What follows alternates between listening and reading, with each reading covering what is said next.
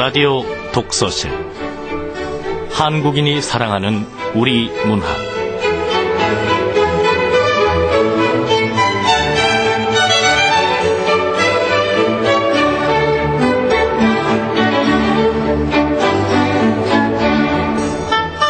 안녕하세요. 아나운서 김경란입니다. 눈, 김수영. 눈은 살아있다. 떨어진 눈은 살아있다. 마당 위에 떨어진 눈은 살아있다. 기침을 하자. 젊은 시인이여 기침을 하자. 눈 위에 대고 기침을 하자. 눈더러 보라고 마음 놓고 기침을 하자. 눈은 살아있다. 죽음을 잊어버린 영혼과 육체를 위하여 눈은 새벽이 지나도록 살아있다. 김수영 시인의 눈 앞부분입니다. 이 시가 담고 있는 의미는 새하얀 눈은 정의롭고 순수한 반면 현실은 그렇지 못하다는 걸 대조적으로 말해주고 있는데요. 이 눈을 새하얀 눈이 아니라 세상을 보는 눈으로 바꿔 읽어도 의미가 통합니다. 그 앞에 두 줄만 다시 읽어볼까요? 눈은 살아있다. 떨어진 눈은 살아있다. 어떠세요? 뜻이 통하죠? 그래서 이 시라는 것은 읽는 사람에 따라 그 해석도 조금씩 달라지는 것 같습니다. 어쨌든 올 한 해 여러분들의 앞길이 한겨울에 내리는 새하얀 눈처럼 환하고 또 맑은 두 눈처럼 선명하게 열리기를 바랍니다.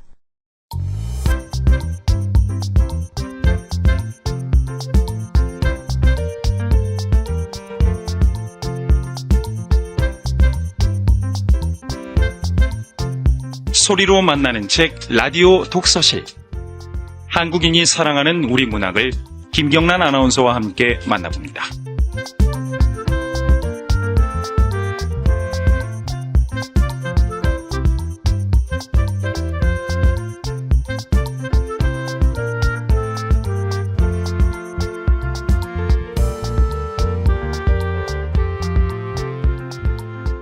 KBS 라디오 독서실 오늘부터 2011년 신춘문예 당선작들을 방송해 드립니다. 오늘은 그 첫 시간으로 동아일보 중편소설 당선작을 소개해 드릴 텐데요. 당선작은 정재민 작가의 미스터리 존재 방식입니다. 정재민 씨는 1976년 서울에서 출생했고 현재 소프트웨어 엔지니어로 활동 중입니다. 그래서 작품 내용도 소프트웨어와 관련된 내용이 많은데요. 작품 소개한 후에 정재민 작가 직접 모시고 작품에 대한 이야기 나눠보도록 하겠습니다. 2011 동아일보 신춘문예 중편소설 당선작 정재민의 미스터리 존재 방식입니다.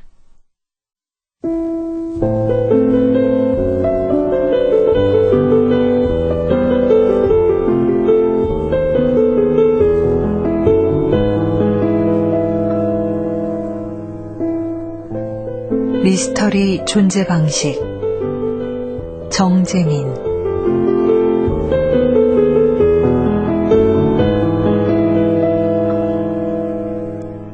1. 프로그램 미스터리. 핸드폰도 죽는다는 것을 사람들은 알까? 가끔 파란색 화면과 함께 PC를 껐다 켜야 하듯이 핸드폰도 처리할 수 없는 예외 상황을 만나면 마찬가지다. 그러나 예외 상황을 만난 핸드폰은 스스로 조용히 꺼졌다 켜진다. 누군가의 주머니 속에서, 누군가의 머리맡에서 아무도 모르게 죽었다 되살아나는 것이다. 그러나 개발 시료라고 불리는 출시 전 핸드폰들은 그럴 수 없다. 예외 상황을 만나면 파란색 화면과 함께 모든 동작을 멈춘다. 죽은 것도 살아있는 것도 아닌 상태. 나 같은 개발자들은 그때의 메모리를 다운로드받아 무엇이 문제였는지 분석하고 해결한다.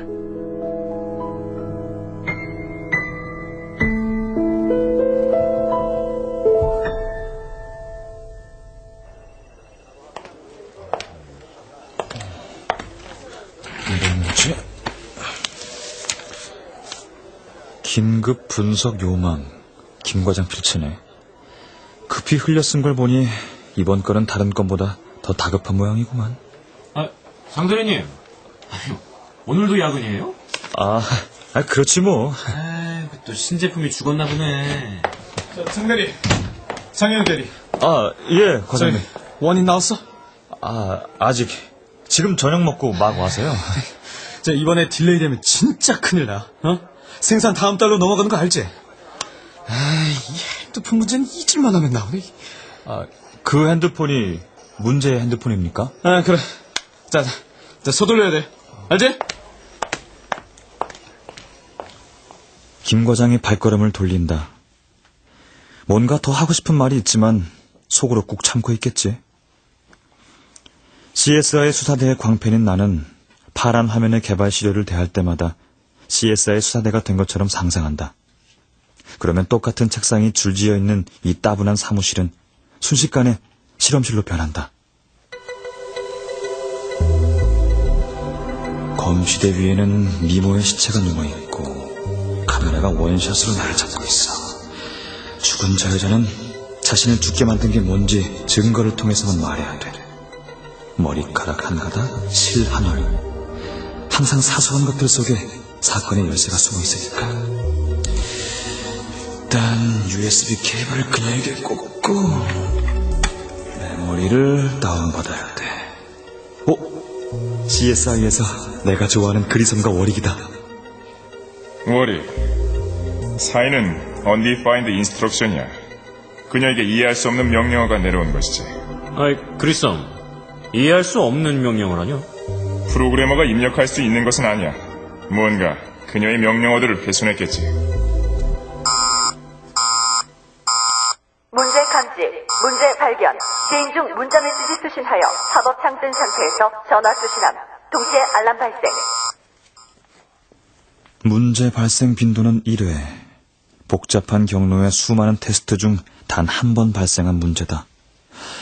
쉽지 않을 것 같다. 그렇지만 분석 결과가 빨리 나오지 않으면 김 과장이 죽은 핸드폰 마냥 파랗게 질린 얼굴로 날 찾아올 것이다.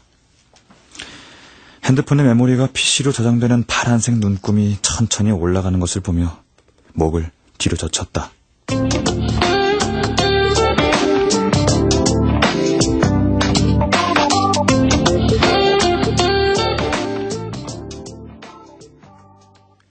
혜연은 내가 본 가장 아름다운 여자였다.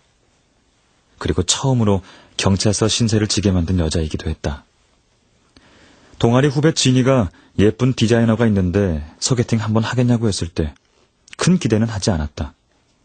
내게 오는 기회에 대한 최소한의 예의라고 할까? 그런 심정이었다. 35이 지나자 그런 기회마저도 거의 없었으니까.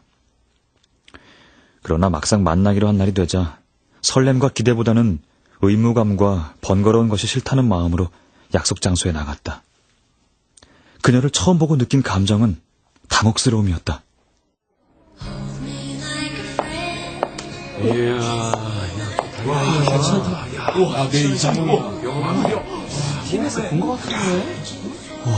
상당한 미인이구만. 다들 쳐다보고 난리가 났네. 설마 저 여자가 오늘 내가 만날 여자는 아니겠지? 어딨지?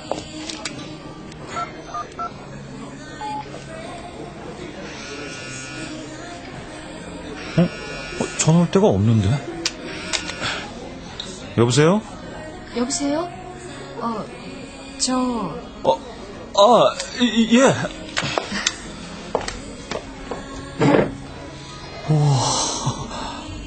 태어나서 이렇게 아름다운 여자는 처음 봐. 정현우 씨 맞죠? 예. 박주임한테 이 여자를 설명한다면 어떻게 말해야 할까? 피부가 눈부셨어. 얼굴 크기는 한 손에 들어오는 스마트폰 정도?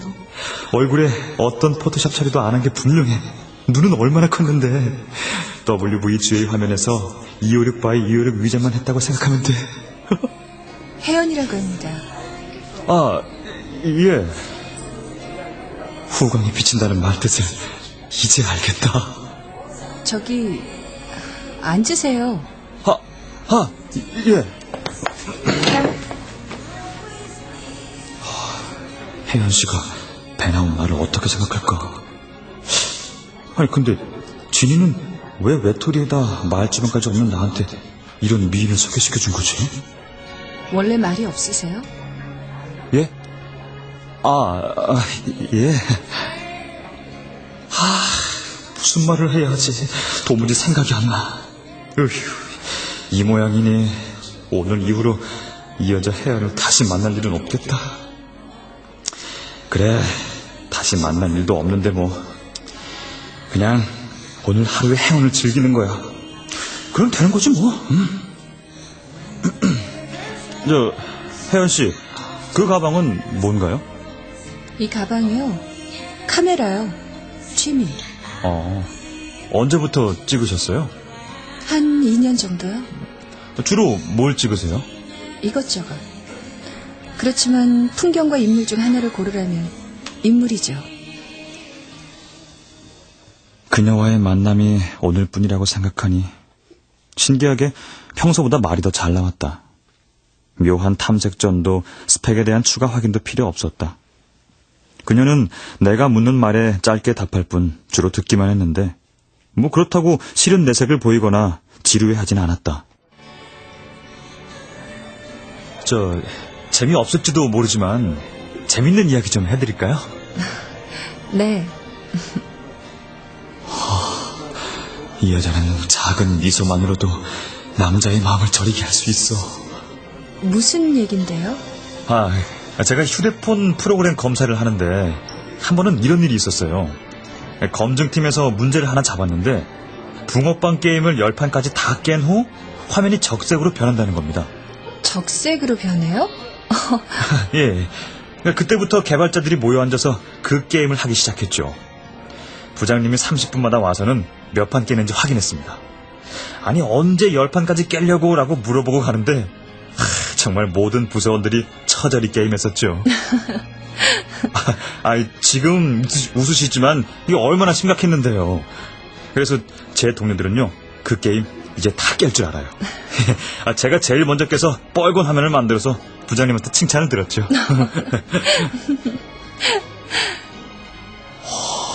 되게 재밌어요, 네? 이게 그렇게 재밌는 이야기였나? 웃는 거 보면 나한테 호감이 전혀 없는 건 아니겠지만 아닐 거야. 그래, 아닌 건 아니다. 그리고 식사를 마지막으로 헤어졌다. 다음날 애프터 신청은 생각지도 않았고 주선자인 지니에게 나에 대한 의견을 묻지도 않았다. 그러나 며칠 뒤 지니에게서 왜 연락하지 않느냐는 메시지가 왔을 때는 정말 심장이 쿵쿵 뛰기 시작했다. 메시지를 보자마자 나답지 않게 박주임에게 그녀 이야기를 꺼냈다. 만약 사진을 찍을 수 있다면 한번 보여주겠다고 약속도 했다. 하지만 그녀가 자살하기 전까지 5번을 만나는 동안 사진은 단 한 장도 찍지 못했다. 혜연은 5월의 마지막 금요일에 자살했다.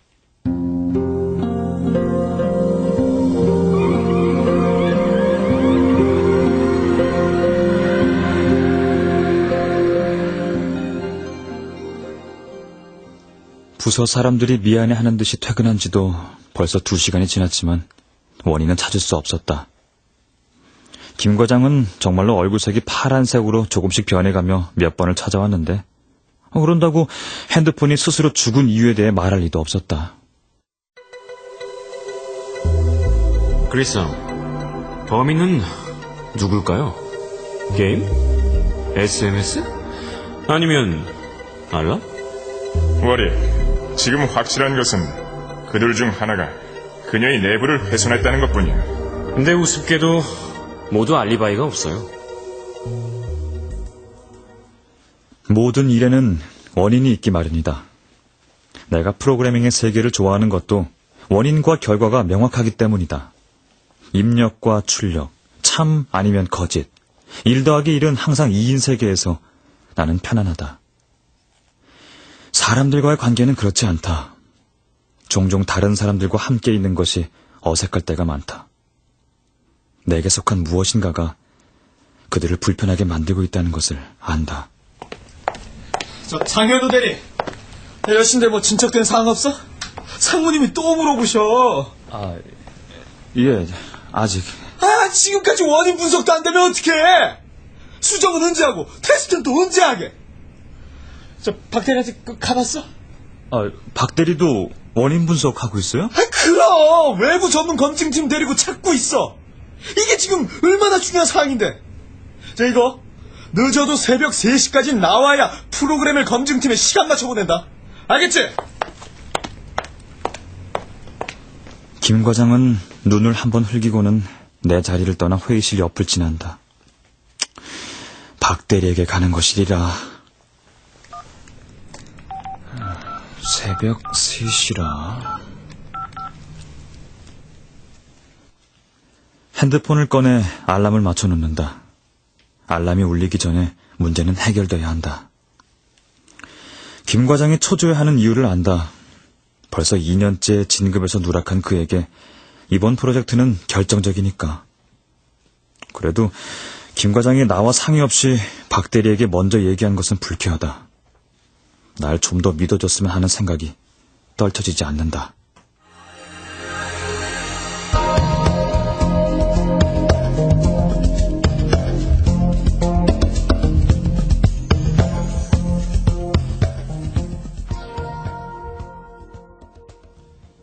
(5월의) 마지막 금요일, 혜연은 나와 헤어지고 난 뒤 집으로 돌아가 17층 그녀의 방 창문에서 뛰어내렸다. 유서는 없었다. 새벽 2시였다. 난 새벽 5시 경찰서로부터 전화를 받았는데 자살할 이유가 없다던 그녀의 가족들이 마지막으로 만난 날 의심하는 것도 어찌 보면 당연했다. 나 역시 왜 그녀가 자살했는지 궁금했다. 경찰에서 여러 가지로 조사를 했으나 결국 그녀가 왜 뛰어내렸는지 알 수 없었다.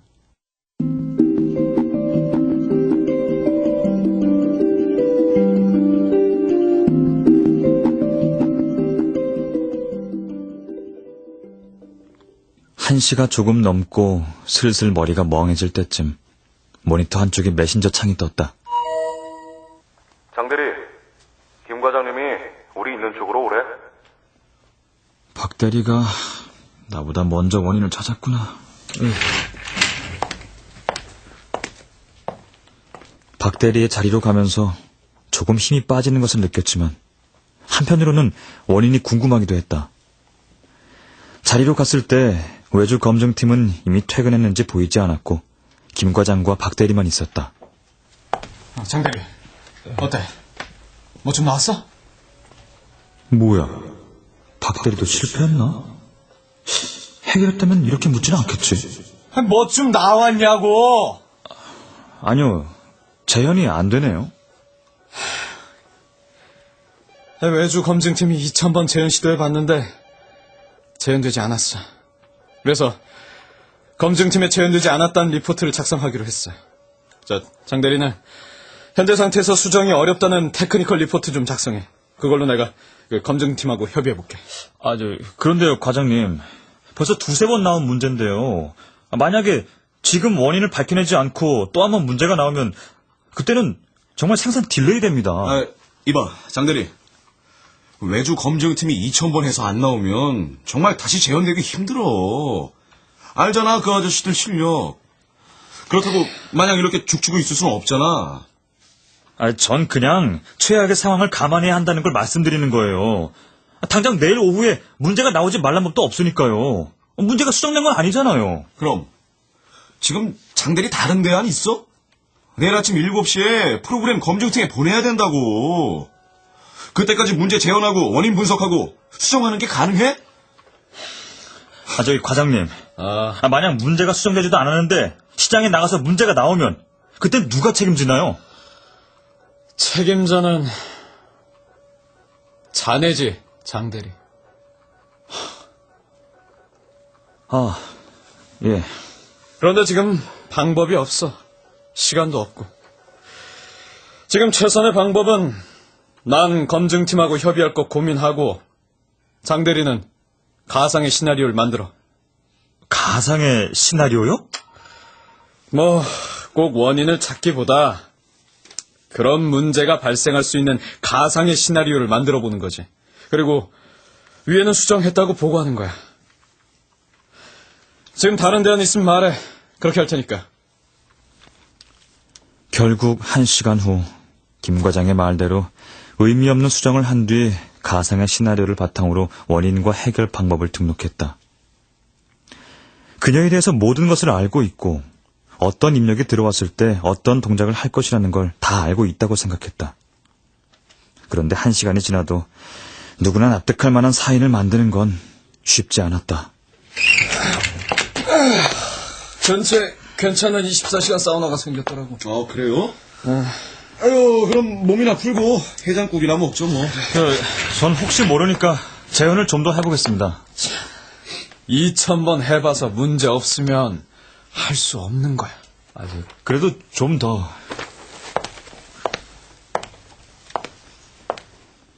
나는 담배를 챙겨 옥상으로 올라갔다. 박 대리의 눈빛에서 괜한 자존심이라는 야유조의 감정이 느껴졌다.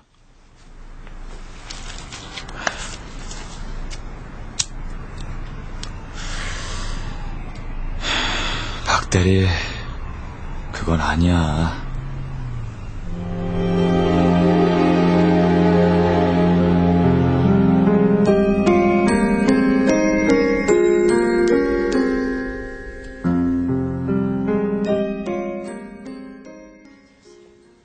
혜연과 육체적인 접촉이 없었냐고 경찰관이 물었을 때 단호히 없다고 했다. 거짓말이었다. 그 느낌은 꿈에서도 느낄 수 있을 정도로 아직도 생생하니까. 마지막 금요일에 본 영화는 맘마미아였다.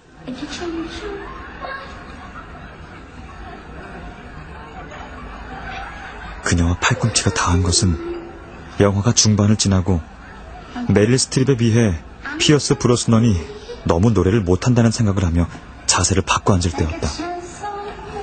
그때부터 영화가 제대로 들어오지 않았는데 혜연이 팔을 빼지 않고 가만히 있었기 때문이다.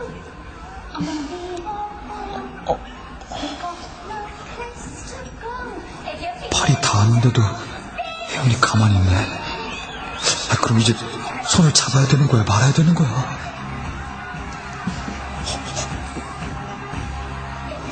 혜연이 내 손을 잡았다.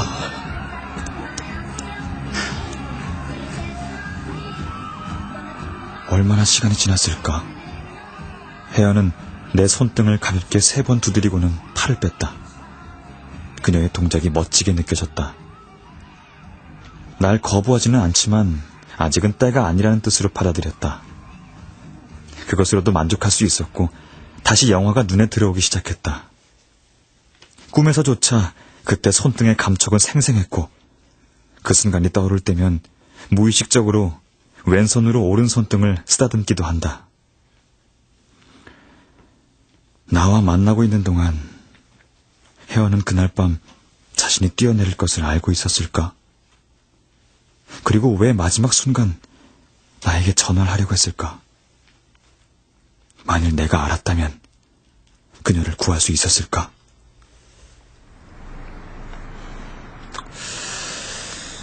크리섬과 워릭은 증거를 찾지 못할 때 사건을 재현해보곤 하지. 재현이라. 혜연은 17층에서 떨어졌어. 이런 것일 거야. 발을 옥상 담벼락의 벽과 의자 사이에 집어넣고 네 몸을 바깥쪽으로 기울이면 야, 잔디밭하고 주차장이 다 보이네. 혜연이도 이랬을까? 조금 더 상체를 밀어보면 이 상황에서 다리에 힘만 빼면 재현은 완벽하게 성공하는 건데.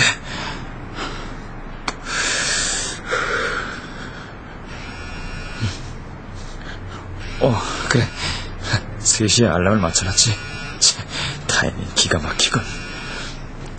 마지막 담배 한 모금.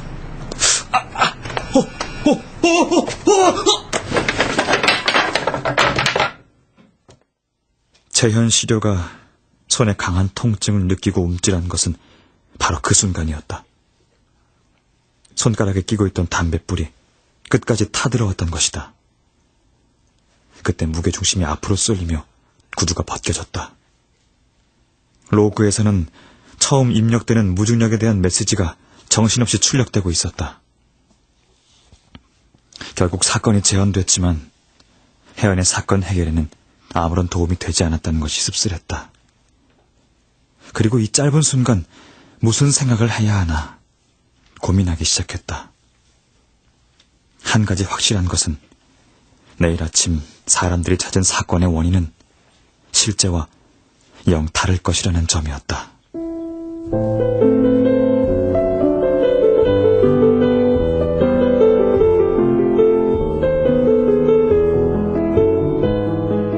이 미스터리 프로그램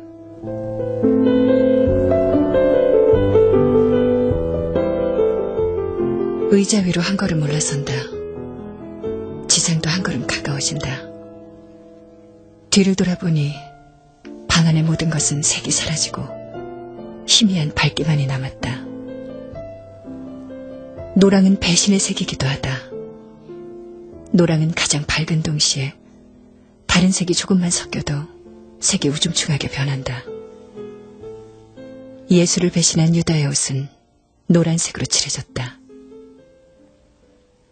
정수는 남성의 배반자였다. 비뇨기과의 남자 간호사였던 정수는 남성의 치부를 폭로하는 재단꾼을 자청했다. 그와 술을 마시는 밤은 쉴 새 없이 웃을 수 있었다. 퉁퉁한 몸매에 넙대대한 얼굴로 간호사복을 입고 있는 그를 상상하면 웃음이 나왔다. 뭐 하나 내세울 것 없었지만 넉살 좋음과 입담 하나는 마음에 들었다. 그리고 여자를 기쁘게 할 줄도 알았으니까. 그러나 얼마 후 나 역시 정수에게 배신감을 느꼈다. 배신감을 느낀 것은 그를 마지막으로 본 다음 날 조간신문을 보았을 때다. 현우를 처음 만나기 전까지 그의 색이 노랑이라고 생각했던 것은 정수와 착각할 정도로 닮았기 때문이다. 진이의 집에서 현우의 사진을 보았을 때 이름을 물어볼 정도였으니까. 이 사진 우리 회사 직원들 야유회 갔을 때 찍은 사진. 이 사람 이름이 뭐야? 이 사람? 장현우 대리. 근데 왜? 그냥 내가 아는 사람하고 닮아서. 나 이 사람 소개시켜 줄 수 있어? 너 취향이 참... 왜? 이 사람 색깔도 노란색일 거야. 확인하고 싶어. 내가 다른 멋진 남자로 이 소개해줄 사람 테니... 장현우 소개시켜 줄 거지? 현우를 만나기 위해 카페를 향하는 마음에는 옅은 열기가 있었다. 분노와 회한. 이젠 정수와의 일을 담담히 떠올릴 수 있을 것이라는 자신감이 섞인 불분명한 색깔이었다. 핸드폰을 꺼내 그에게 전화를 했고 구석에서 손을 들며 엉거주춤 일어나는 남자가 보였다. 정수와 닮았지만 어두웠다. 그는 모습만 닮았을 뿐 완전히 다른 색의 남자였다. 마지막으로 다시 정수의 얼굴을 보게 된 것은 지하철이 들어온다는 안내가 들렸을 때였다.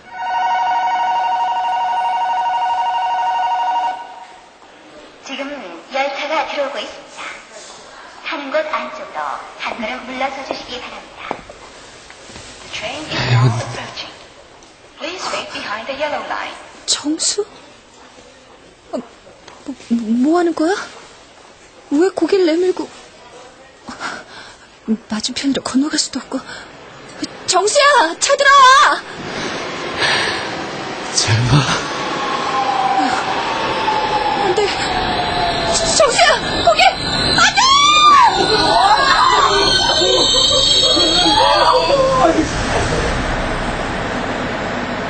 무엇인가 해야 한다고 생각하는 순간 폭발하듯 열차가 들어왔고 정수는 앞으로 점프했다. 열차가 그를 물고 지나간 것은 순간이었다. 선로와 사람들 모두에게서 찢어지는 소리가 났다. 자리에서 일어났다. 수많은 사람들이 내 쪽으로 다가왔다. 그가 사라진 곳에서 눈을 뗄 수 없었다. 그러다 몰려드는 사람들과 어깨를 부딪히며 반대 방향으로 움직였다. 다음날 신문에는 모 비뇨기과 남자 간호사가 에이즈로 인해 신병을 비관하다 지하철에 투신 자살했다는 기사가 실렸다.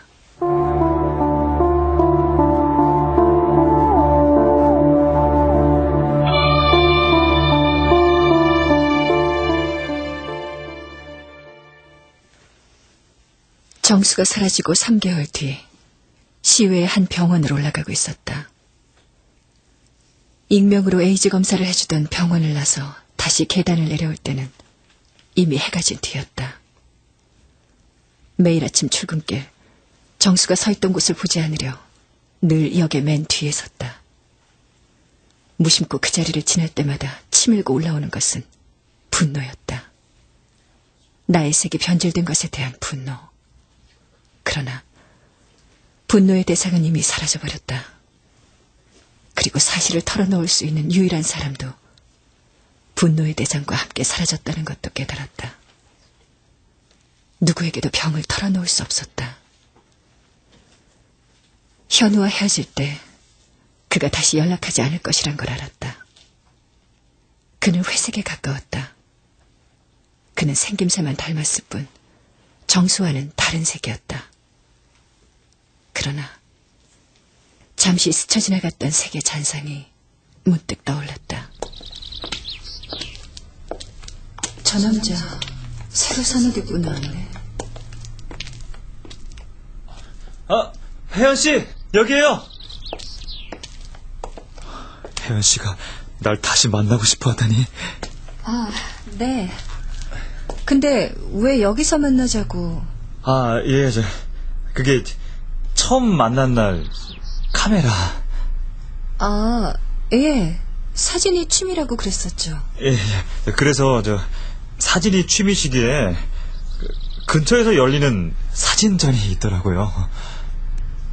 그의 목소리가 가볍게 떨리고 있었다. 사진전이 현우의 깜짝 선물이었고 내가 놀라며 기뻐하는 모습을 기대하고 있었다는 것을 느꼈다. 그러나 가볍게 고개를 끄덕였을 뿐 그의 기대를 무시했다. 현우는 좀 풀이 죽은 듯했고 사진전이 열리는 곳을 찾기 위해 미리 인쇄해온 종이를 주섬주섬 펼쳤다. 사진전이 열리는 건물은 후줄근한 일반 사무실 건물이었다. 무슨 사진전이 노래방에서 열리냐? 괜찮아요. 특이한데요, 뭐. 예. 사진전 제목은 회귀라네요, 회귀. 회귀? 그래도 뭐 좋게 생각하면 빛을 철저히 괴리시킨 지하 노래방에서의 사진전이라 뭐 되게 특이하긴 하네요. 예. 저는 그냥 볼게요. 예.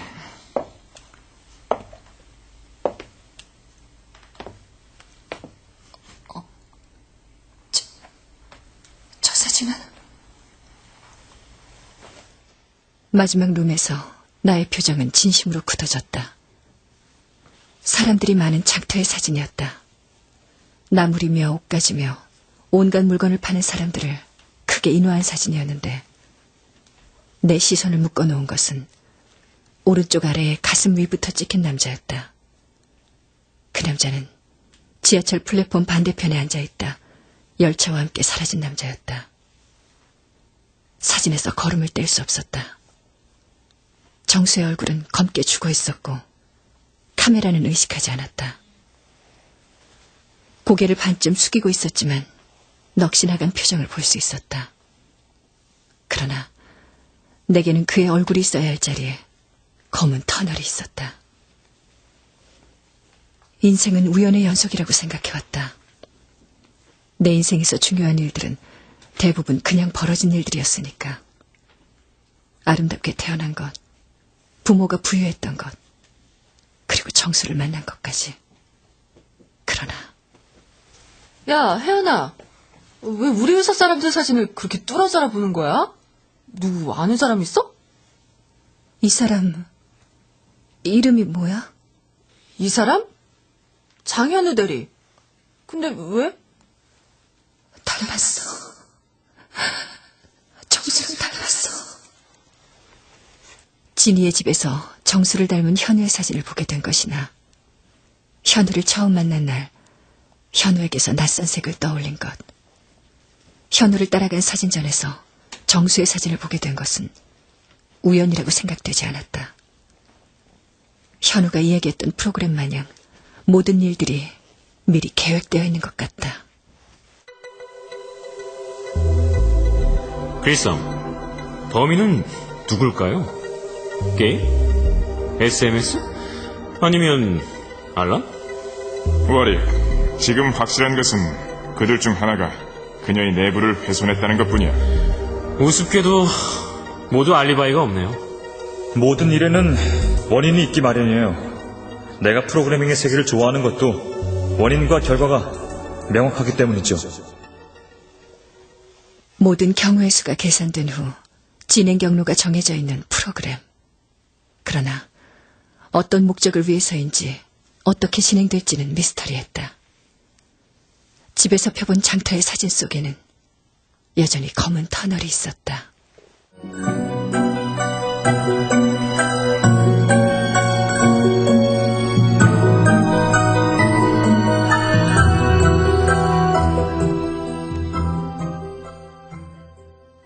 현우와 영화를 보기로 한 날은 5월의 마지막 금요일이었다. 다들 영화가 재미있다고는 하는데 막상 재미있을지는 모르겠네요. 현우는 특유의 자신 없는 말로 전화를 끊었다. 좌석에 앉자 영화는 곧 시작했다. 영화는 빛과 색의 향연이었다. 모든 색은 햇빛 아래서 온전히 자신을 드러냈다. 빛으로 가득한 바다. 색을 감추거나 계산하지 않았다. 사람들도 마찬가지였다. 자신들의 감정에 충실할 뿐이었다. 유치하더라도 솔직한 감정. 바다는 빛으로 가득했다.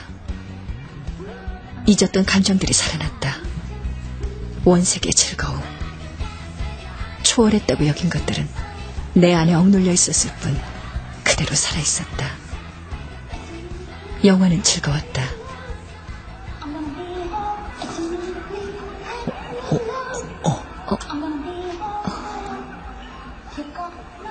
현우의 팔이 닿은 것을 느낀 것은 피어스 브로스넌의 노래가 형편없다고 느낄 때였다. 그를 쳐다보진 않았지만 무척 긴장하고 있다는 것을 알았다. 문득 다시 궁금해졌다. 왜 현우에게서 어두운 터널을 보았는지. 지하철 플랫폼 맞은편에 정수가 서 있는 모습이 떠올랐다. 가만히 현우의 손등을 감쌌다.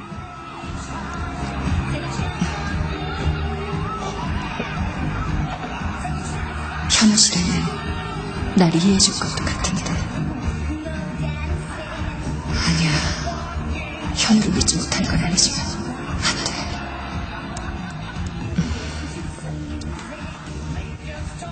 잠시 후 그의 손등을 가만히 3번 두드렸다. 그것은 다짐의 표시였다. 현우를 믿지 못하기보다 옳지 않은 일이라고 생각했다. 영화는 해피엔딩이었고 영화관을 나서면서 현우는 무척 들떠있었다. 그런 그가 부담스럽지 않았다. 그는 택시를 잡아주고 잘 모셔달라는 부탁을 몇 번이나 하고는 기사에게 택시비를 건넸다.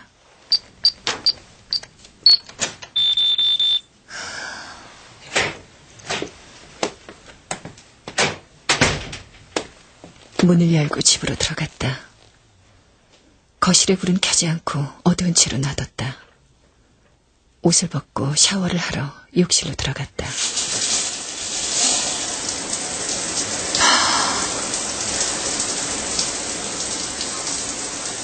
뜨거운 물을 틀고 가만히 머리를 가져다 댔다.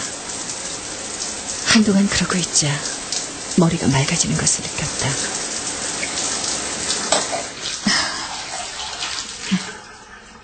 다행이야. 잔주름도 없고 기미도 없고. 응? 이게 뭐지? 빨간 씨앗처럼 보이고.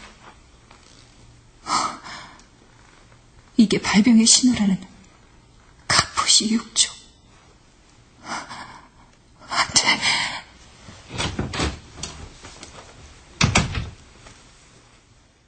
나를 위한 배경음악이 계속 들리고 있었는데 못 들은 척하고 있었다는 생각이 들었다. 음악은 이미 시작됐고 더 이상 박자를 놓치면 영영 춤을 못 출 것 같다는 생각이 들었다. 피식 웃음이 났다.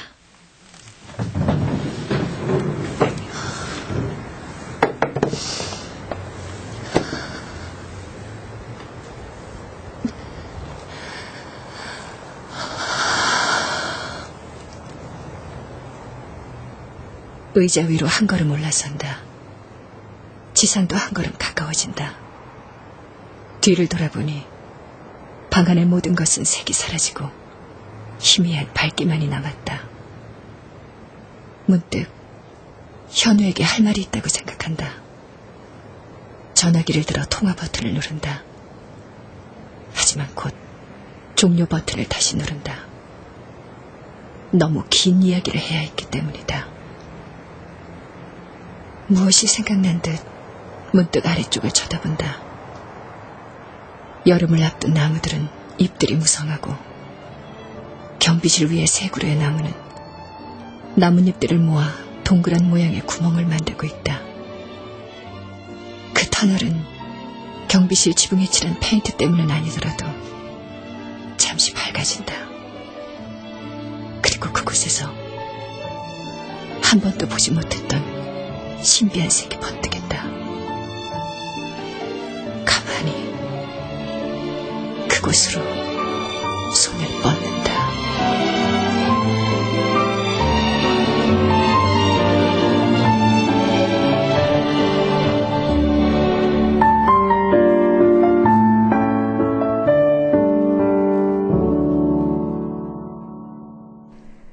미스터리 존재 방식 함께 들어보셨습니다. 정재민 작가 지금 제 옆에 나와 계세요. 어서 오세요. 네, 안녕하세요. 목소리 굉장히 좋으신데요? 감사합니다. 긴장하시는 것 치곤 목소리가 너무 좋아요. 네. 자, 일단 작품 얘기부터 해볼게요. 그 혜연이 자살한 이유가 결국은 보니까 에이즈 때문이었는데 저도 정말 앞에서는 아니 왜 그렇게 갑자기 그렇게 죽었을까 궁금했는데 후반부에 이렇게 밝혀지게 되네요. 네. 후반부에 대해서 후반에서 혜연의 죽음에 대해서 나오게 되는데요. 현우를 처음 만나기로 했던 거는 혜연이 먼저 원해서였고요. 네. 그 이유는 자신을 에이즈에 감염시킨 정수와 외모가 닮았기 때문입니다. 네. 근데 막상 만나고 보니까 현우가 정수와 외모만 닮았을 뿐 공통점이 없어서 그를 만난 것을 후회하게 되는데, 그러다가 우울한 현우의 표정에서 어떤 새로운 색에 대한 예감을 하게 됩니다. 그래서 현우를 계속 만나게 됐고, 그런 와중에서 정수에 대한 기억이 새롭게 떠올랐고요. 우연찮게 정수의 흔적을 발견하기도 했습니다. 또 잠시 현우에게서 남들에게는 털어놓을 수 없는 자신의 상처에 대해서 좀 위안을 받는 순간도 있었는데요. 네. 그래도 결국 자살은 피할 수 없었죠. 안타까워요.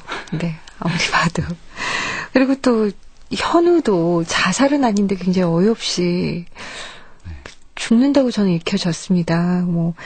혜연이 자살한 이유를 참 풀고 싶어 했는데 풀지도 못하고, 또 핸드폰의 결함도 결국은 풀지도 못하고, 말도 안 되는 이유로 죽고 마는데, 그러니까 정확하게 죽었다라고는 쓰여져 있지 않아요. 근데 옥상에서 떨어지는 거잖아요. 네, 그렇죠. 죽은 거겠지요? 네, 저도 죽은 것으로 소설을 썼고요.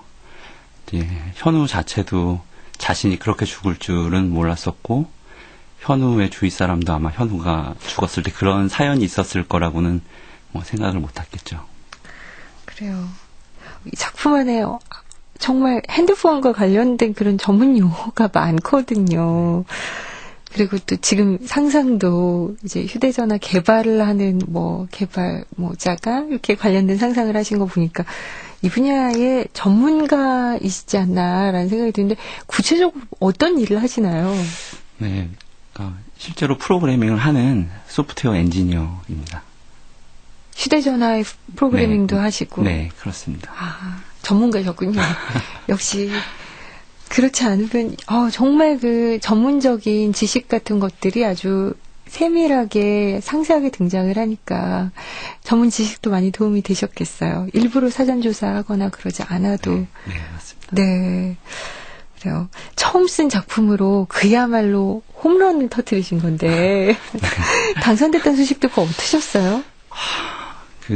첫 당선 통보 이제 전화를 받고 나서는 네. 진짜 자리에 앉아 있지 못할 정도로 정말 기쁜 순간을 경험을 했고요. 네. 그리고 나서 이제 시간이 지나고 나니까 좀 제 자신을 돌아보게 되고 좀 두려운 생각도 들더라고요. 네. 그래요. 정말 길고 멀리 가는 작가가 되시길 바라면서 오늘 축하드리고요. 좋은 말씀 감사합니다. 감사합니다. 네, 지금까지 2011 동아일보 신춘문예 중편소설 당선작 미스터리 존재 방식의 정재민 작가와 함께했습니다. 운명이라는 말을 할 때가 있습니다. 운명적인 만남을 꿈꾸기도 하죠. 한 드라마 대사에 나왔던 구절인데요. 이 사람보다 더 사랑할 사람이 없겠구나 하고 사랑하면 그게 운명이고 이 사람밖에 없다 사랑하면 그게 또 운명이 되는 거지. 이 운명이라는 것도 어느 날 갑자기 찾아오는 게 아니라 사람이 만드는 거라면 운명을 좀 만들어 나가는 노력을 쏟아야겠죠. 운명적인 만남도 그렇고 또 운명적인 미래도 마찬가지이지 않을까 싶습니다. KBS 라디오 독서실 지금까지 정재민 작가의 미스터리 존재 방식 편이었습니다. 음악 강진호, 효과 안익수, 윤미원, 김기평, 기술 이흥규, 극본 서현이, 제작 서승표, 진행의 아나운서 김경란이었습니다.